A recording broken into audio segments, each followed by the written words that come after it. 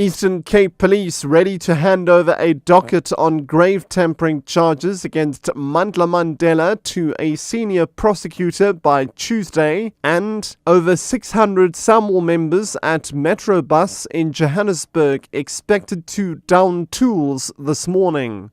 I'm Richard Brooks. Eastern Cape Police say they are ready to hand over a docket on grave-tampering charges against former President Nelson Mandela's grandson, Mandla Mandela, to a senior prosecutor by Tuesday. The prosecutor will then decide whether to take the case further. The charges were laid against by 16 other Mandela family members during the recent reburial dispute. They relate to Mandla's removal of the remains of 3 of Madiba's children from Unu to Mvezu in 2011. The remains were returned to Unu last week. The police's Mzukizi Fatiela. There was members from our criminal record center, while the members of health and also the families were digging the graves at Mvezo. They were there at the DNA test where the tests were done at Nelson Mandela Academic Hospital, and also from Kono Place where the graves were tampered with. We went there and also get information. There's also some statements that we gathered from different people to help us conclude our investigation.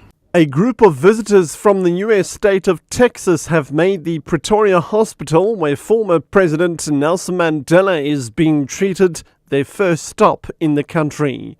Their spokesperson Omowale Letuli Allen says Madiba is an international icon, and they deemed it fit to visit the hospital as a priority. This is our first official stop to show our solidarity with the peoples of South Africa and wish the family of Nelson Mandela well through this difficult period. Over 600 members of Municipal Workers Union SAMWU at Metro Bus in Johannesburg are expected to down tools this morning.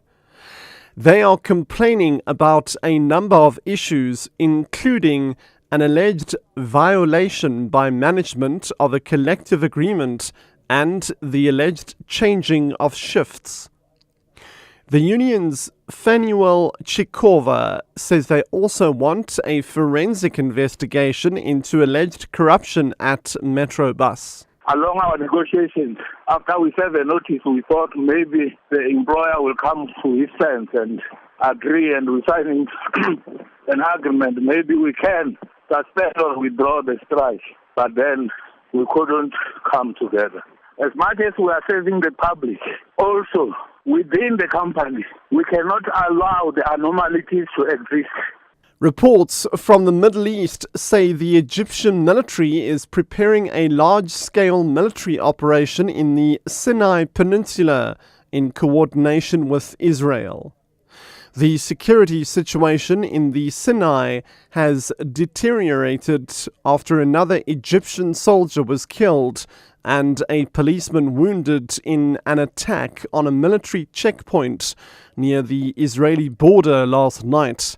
Mel Frickberg has the latest. The attack on the checkpoint follows the killing of a Coptic priest in El Arish on Saturday and other attacks on Copts and their property in the Sinai, which is where many Islamist militants are based.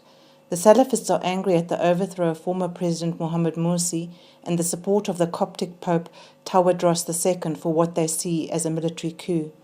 Militants also blew up an oil pipeline which supplies Jordan with oil on Saturday. The Salafi Jihadi group released a statement yesterday saying that the current events are ravaging the country. Others are arguing that a return to violence and terrorism is the only way forward as political democracy has failed them. Mel Frickberg, SABC, Ramallah.